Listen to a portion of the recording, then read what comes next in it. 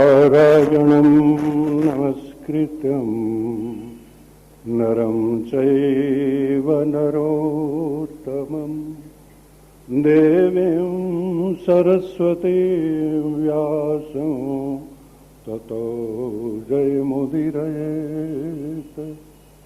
मङ्गलं भगवान् विष्णु मङ्गलं गरुडध्वज मङ्गलं पुण्डरीकाक्ष मङ्गलायतनो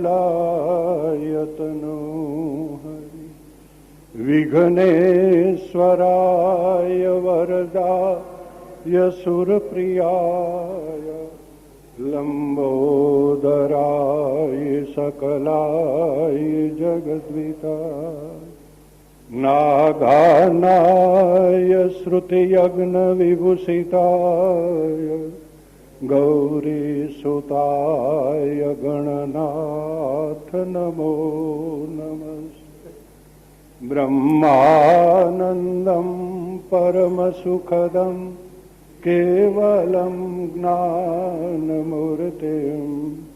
द्वन्द्वातीतं गगनसदृशं तत्त्वमस्यादिलक्ष्यम् एकं नित्यं विमलमचलं सर्वधी साक्षिभूतं भावातीतं त्रिगुणरहितं सद्गुरुं तं नमामि। शङ्करं शङ्कराचार्यं केशवं बादरायण सूत्रभाष्यकृतो वन्दे भगवन्तो पुनः पुनः। ध्यानमूलं गुरुर्मूर्ति पूजामूलं गुरुर्पदं मन्त्रमूलं गुरुर्वाक्यं मोक्षमूलं गुरुकृपा। अज्ञानतिमिरान्धस्य ज्ञानाञ्जनशलाकया चक्षुरुन्मीलितं येन तस्मै श्रीगुरुवे। अखण्डमण्डलाकारं व्याप्तं येन चराचरं तत्पदं दर्शितं येन तस्मै श्रीगुरुवे नमः। गुरुर्ब्रह्मा गुरुर्विष्णु गुरुदेवो महेश्वर गुरुसाक्षात् परब्रह्म तस्मै श्रीगुरुवे नमः। त्वमेव माता च पिता त्वमेव बन्धो च सखा त्वमेव विद्या द्रविणं त्वमेव सर्वं मम देव। ओंकारं बिन्दुसंयुक्तं नित्यं ध्यायन्ति योगिनः कामदं मोक्षदं चैव ओंकाराय नमो नमः। वसुदेवसुतं देवं कंसचाणूरमर्दनं देवकी परमानन्दं कृष्णं वन्दे जगद्गुरुं कृष्णं वन्दे जगद्गुरुम्। ओम श्री राम जय राम जय जय राम। श्री राम जय राम। ओम श्री राम जय राम जय जय राम।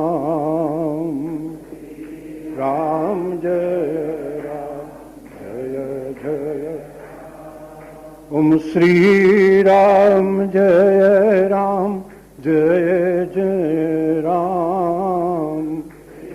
રામ જય રામ જય જય.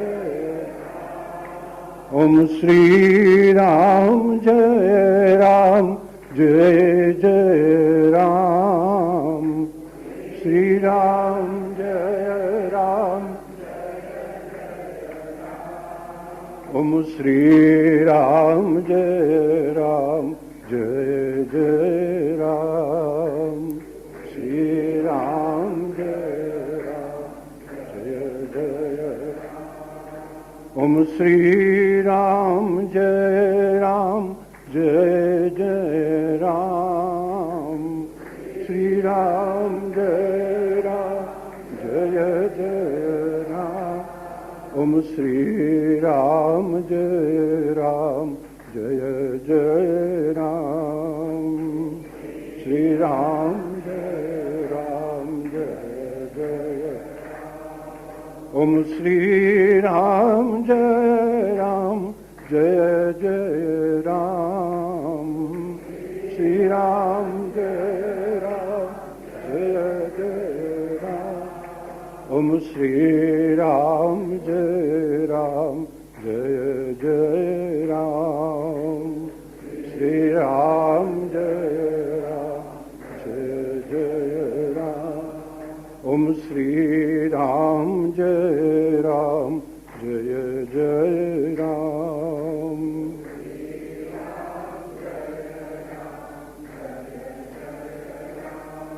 બોલીએ સત્ય સનાતન ધર્મ કી, દ્વારિકાધીશ કી, રામચંદ્ર ભગવાન કી, પવન સુત હનુમાન કી, શબ સંતન કી, સદગુરુદેવ કી જય.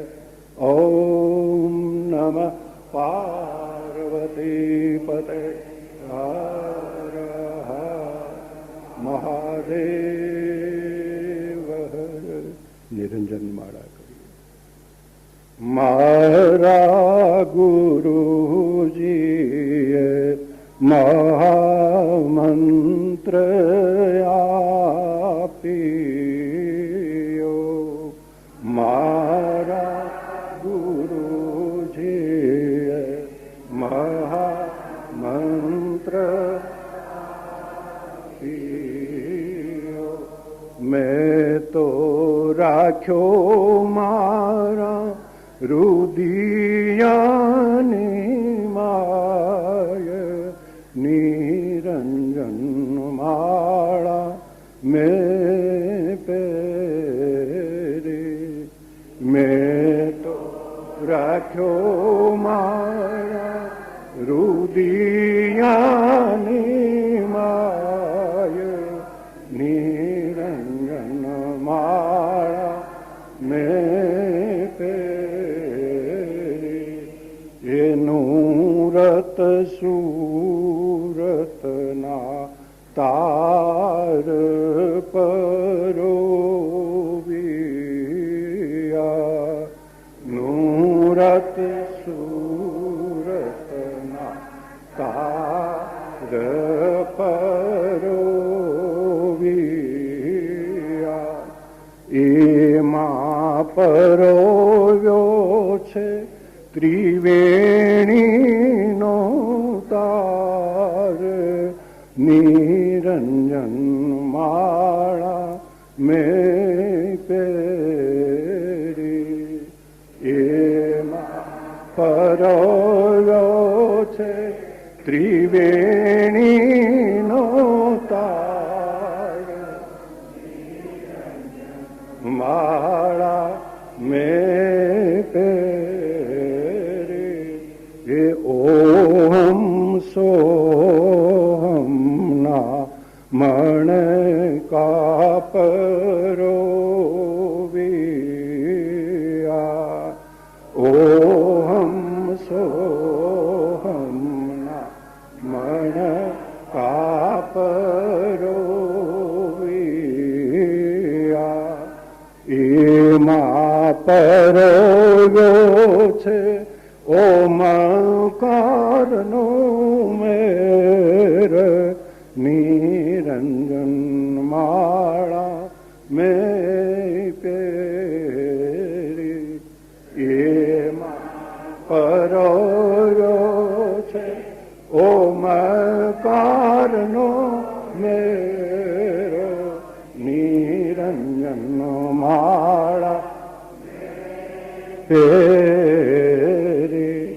એ માળા ઊંચે ચડે ને નીચે ઉતરે માળા ઊંચે ચડે ને નીચે ઉતરે હું તો જપું અજે જાપ નિરંજન માળા મેં પેરી એના જપું અજ જાપ નિરંજન માળા મેં પેરી એ માળા પેરી હું ગઈ ગુરુ ચરણમાં માળા પેરી હું ગઈ ચરણમાં ગુરુએ મૂક્યો મારા મસ્તક ઉપર હાથ નિરંજન માળા મેં પેરે ગુરુએ મૂક્યો મારા મસ્તક ઉપર હાથ નિરંજન માળા મેં પેરે એ માળા હંસોહમ નામ અખંડ જપે માળા હંસોહમ નામ ખંડ જપે સુરતા લાગી રહી ત્યાં ટંક સાળ નિરંજન માળા મેં પેરી સુરતા લાગી રહી ત્યાં ટંક સાળ નિરંજન માળા મેં પેરી એ ચિદાનંદ સ્વરૂપ મારમી રહી હું ચિદાનંદ સ્વરૂપ મારમી રહી હું સુરતા શબ્દમાં રહી છે સમાય નિરંજન માળા મેં પેરી સુરતા શબ્દમાં રહી છે સમાય નિરંજન માળા પેરી એ મારા ગુરુ તમે ચરણમાં રાખજો મારા ગુરુ તમે ચરણમાં રાખજો દેજો નિત નિત સત્સંગનો લાભ નિરંજન માળા મેં પેરી દેજો નિત અનિત સતસંગનો લાભ નિરંજન માળા મેં પેરી મારા ગુરુજીએ મહામંત્ર આપ્યો મારા ગુરુજીએ મહામંત્ર આપ્યો મેં તો રાખ્યો મારા રુદિયાની માય નિરંજન માળા મેં પેરી મેં તો રાખ્યો મારા રુદિયાની માય નિરંજન માળા મેં પેરી હે નિરંજન માળા મેં પેરી હે નિરંજન માળા પેરી બોલીએ સચિદાનંદ ભગવાન કી જય સદગુરુદેવ કી જય આત્મપ્રેમી ધર્મ પ્રેમી સજનાત્મા મેરે ભાઈ બહેન આપણું ચાલતું હતું તો સદાચાર સ્તોત્ર શંકરાચાર્ય મહારાજ વિરચિત સદાચાર સ્તોત્ર ઉપર આપણું પ્રવચન ચાલે છે. ગઈ સાલ પણ આપણે 15 શ્લોકો કર્યા હતા. આ વખતે ત્યાંથી આગળ વધવાનું છે તો ફરી એનું પુનરાવર્તન પણ એનું ચાલી રહ્યું છે. તો કાલ આપણે 5 શ્લોક ઉપર એનું પુનરાવર્તન કર્યું, પરંતુ આજે થોડો વિષય બદલી ગયો.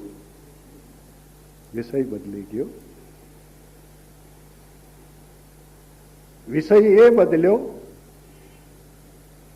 કે મદાલસાઈએ જે પોતાના પુત્ર અલર્કને 10 શ્લોકમાં જે માર્ગદર્શન આપેલું છે એ મદાલસા સ્તોત્ર કહેવાય છે. એ પણ અદ્ભુત છે, મને બહુ ગમે.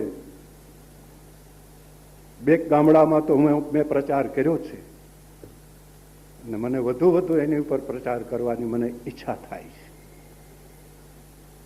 બહુ આવશ્યકતા પણ છે, કારણ કે મદાલસાએ પણ જે અલર્કને જે ઉપદેશ આપ્યો, કારણ કે જે મદાલસાએ પોતાના દીકરાઓને 3ને જેણે સંન્યાસીઓ બનાવી દીધા, એ કેવો ઉપદેશ હશે વિચાર કરી લેજો. આ મદાલસાએ પોતે તો પોતાના જીવનનો ઉદ્ધાર કર્યો, એની સાથે પતિનો ઉદ્ધાર પણ કર્યો અને સંતાનોનો ઉદ્ધાર કર્યો. આ છે મદાલસા. આપણા શાસ્ત્રોમાં માતા કોણ? તો મદાલસા. મદાલસા જેવી માતા કોઈ થઈ નથી, થશે નહીં ને થવાની પણ નથી, એમ હું કહીશ. આગળ શ્લોકમાં આવશે. મદાલસાએ 2 શબ્દોના પ્રયોગ કર્યા છે, અદ્ભુત રીતે પ્રયોગ એને કર્યા છે. 2 શબ્દોના પ્રયોગ એ કર્યા છે, એક વર વામા અને એક વર માતા. વામા કેવી હોવી જોઈએ, પત્ની કેવી હોવી જોઈએ પતિની, અને માતા કેવી હોવી જોઈએ, એ શબ્દોના મદાલસાએ પ્રયોગ કર્યા છે. હું તમારી આગળ જે વર્ણન કરીશ એ મદાલસાના શબ્દો ઉપર વર્ણન કરીશ. મારી માતાઓએ બહુ ખ્યાલ રાખવાનો છે. હા, બધો ભાર તમારી ઉપર આવવાનો છે. જેટલો બોજ છે સંસારનો એ બધો, જેટલી જવાબદારી છે એ બધી માતા ઉપર આવશે. અને મદાલસા એ સિદ્ધ કરી બતાવ્યું છે. આજ દિવસ સુધી કોઈએ આ મદાલસાના શાસ્ત્રનો કોઈએ પ્રચાર નથી, કોઈ કથાકારોએ કર્યો, અથવા તો નથી કોઈ વિદ્વાનો. શંકરાચાર્ય મહારાજ વિરચિત વેદાંતના ગ્રંથો ઉપર જે અદ્ભુત રીતે બધાય પ્રવચનો કરે છે, એ બધાય પ્રવચનો કરે છે, પણ મદાલસાનું જે 10 શ્લોકમાં જે શાસ્ત્ર છે ને અલર્કને જે ઉપદેશ આપ્યો છે એનો પ્રચાર હજી સુધી કોઈ જગાએ નથી થયો. મદાલસાની કથા છે માર્કેન્ડ પુરાણમાં, બીજે ક્યાંય નહીં મળે તમને માર્કેન્ડ પુરાણ સિવાય. માર્કેન્ડ પુરાણમાં મદાલસાની કથા છે, પરંતુ એ કથાની અંદર 10 શ્લોકો નથી. જે મદાલસાએ અલર્કને ઉપદેશ આપ્યો એ 10 શ્લોકો નથી. મને મળી ગયા એટલે મને બહુ આનંદ થયો.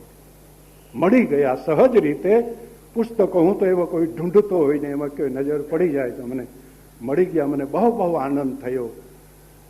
હા, અદ્ભુત શાસ્ત્ર. થોડા આપણે એના જીવન ચરિત્ર તરફ પેલા જઈએ કે મદાલસા કોણ હતી, ક્યાં એનો જન્મ થયો, કોની સાથે એનો સંબંધ થયો, કઈ રીતે સંબંધ થયો, એ ઉપર આપણે થોડી નજર કરશું.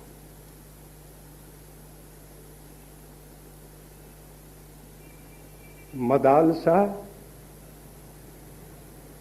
એ મદાલસા શબ્દનો એક અર્થ કરીએ તો પણ એવો થાય, કારણ કે સંસાર દરેકને મદ કરનારો છે. સંસાર દરેકને મદ કરનારો છે, પરંતુ સંસારમાં જેને મદ ન થાય અને એમાં જેનું આળસ હોય, સંસારમાં જેને આસક્તિ ન હોય અને સંસારના વિષયોમાં પદાર્થોમાં જેને આળસ હોય, જેને મદ નહીં, એ મદાલસા.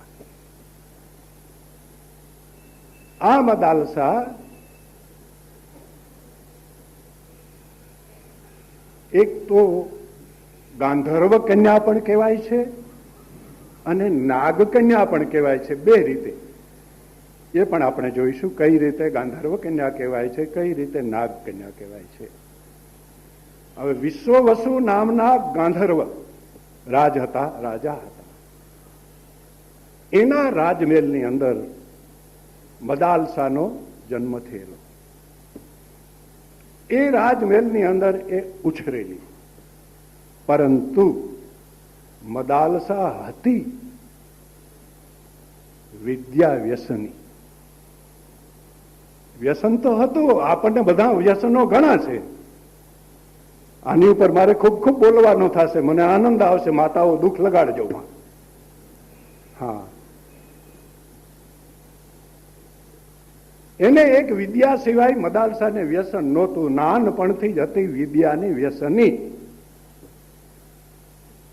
ચાય કોફી એવાનું કોઈનું એવું વ્યસન એને નહોતું. ગુટકા ફાકીઓનું વ્યસન પણ નહોતું એને.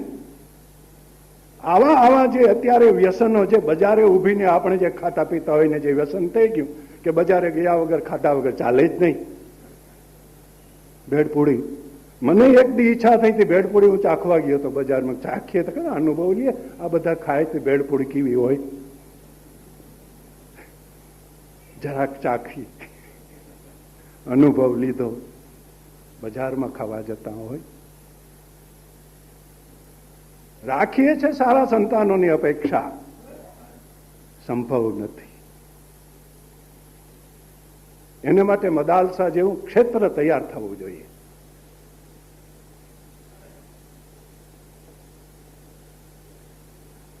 મદાલસાએ એ પોતે પોતાની જવાબદારી ઉપર પૂરેપૂરી સફળ થઈ ને મદાલસાએ એ બતાવી દીધું આપણા ભારતમાં અને જો અમારા ઇતિહાસને ચોપડે કે શાસ્ત્રોમાં પણ જો નામ આવતું હોય તો મદાલસા નો આવે. દરેક કોઈ કાંઈ ન ભલે એનું આખ્યાન ન કરે, બાકી જ્યારે વ્યવહારની અંદર કે આવી કોઈ વાતો આવે ત્યારે મદાલસાનું નામ લેવું પડે. એ મદાલસાનું નામ તો લેવું જ પડે. તો એ જે મદાલસા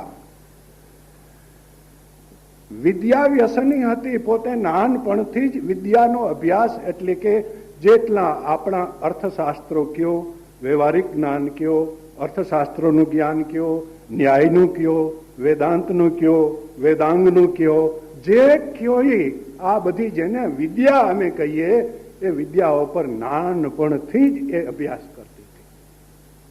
બીજું કોઈ વ્યસન એને નહોતું. મદાલસાને એવી વિદ્યા વ્યસની હતી. અને એના પતિ ઋતધ્વજ, એના પતિનું નામ ઋતધ્વજ. ગોમતી નદીના કિનારા ઉપર જ જેનું નગર હતું, જે ઋતધ્વજ ના પિતા શત્રુજીત.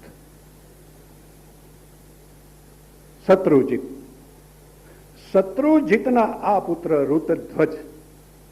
અને જે શત્રુધ્વજ હતો, શત્રુજીત હતો, એ પણ એક રાજા એવો હતો, ધર્મિષ્ઠ હતો અને પરદુઃખ ભંજન વીર વિક્રમ જેવો કહીએ તો બીજાના દુઃખની પીડાઓને ભાંગવી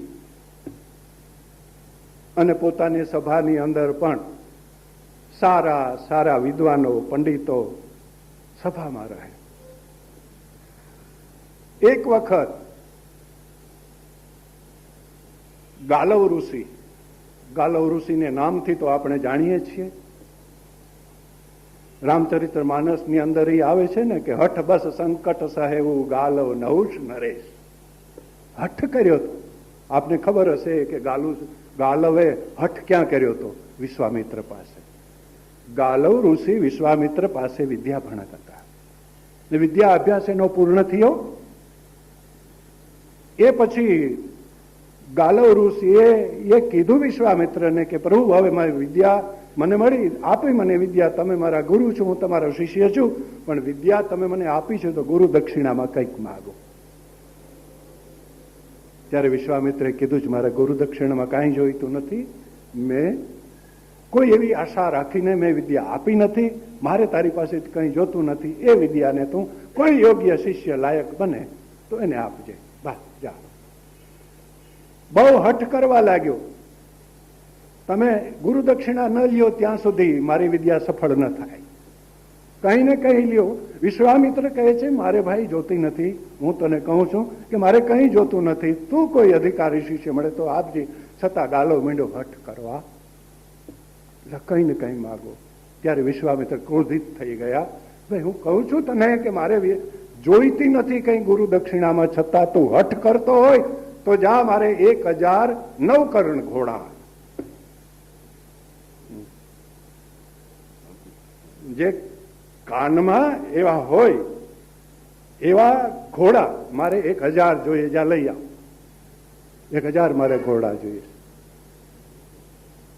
શ્યામકર્ણ 1000 ઘોડા, કાળા કાનવાળા. ગાલવને બહુ સહન કરવું પડ્યું 1000 ઘોડા ગોતવા માટે. આખર ગોત્યા ખરા, પણ એને જે સંકટ એ બાબત જે સહન કરવા પડ્યા છે. એટલે હઠ વસ્તુ એક એવી છે, આ હઠ ઉપર દ્રષ્ટાંત છે. એ ગાલવ મહાન ઋષિ. રાજા શત્રુજીતની સભામાં એ ગાલવ ઋષિ આવ્યા. ઋષિઓની સાથે, ઋષિનું મંડળ પણ સાથે હતું. એ મંડળની અંદર આવ્યા ત્યારે એક સાથે એક ઘોડો લાવ્યા હતા. ગવલય નામનો ઘોડો હતો. એ ઘોડા ઉપર આપણે વાત કરીએ. એ ઘોડો શું હતો? નૈમિષ આરણ્યની અંદર આ ઋષિઓ, ગાલવ ઇત્યાદિ ઋષિઓ નૈમિષ આરણ્યની અંદર યજ્ઞ કરતા. આવું જે કાંઈ પણ કરતા એની અંદર એક પાતાલ કેતુ નામનો એક રાક્ષસ હતો, અસુર હતો. અને જેવી રીતે વિશ્વામિત્ર યજ્ઞ કરતો ને મારીચ ને ઇત્યાદિ રાવણના બધા જે અનુચરો આવતા ને યજ્ઞનો વિધ્વંસ કરે, એવી રીતે આ જે ગાલવ ઇત્યાદિ ઋષિઓ યજ્ઞ કરતા નૈમિષારણ્યમાં, પણ આ જે પાતાલ કેતુ નામનો રાક્ષસ હતો એ યજ્ઞનો વિધ્વંસ કરતો. અને કોઈ પણ જે સત્કાર્ય છે, સત્કર્મ છે, એ આ પાતાલ કેતુ થવા ન દેતો. એથી નૈમિષારણ્યની અંદર યજ્ઞાદિ જે કાર્યો, સત્કાર્યો હતા એ બધા બંધ પડી ગયા હતા. એને લઈને ક્યાંય પણ થતા નહીં. પછી ગાલવ ઋષિએ ઇન્દ્રનું આરાધન કર્યું. ગાલવ ઋષિએ ઇન્દ્રનું આરાધન કર્યું એટલે ઇન્દ્રે પ્રસન્ન થઈને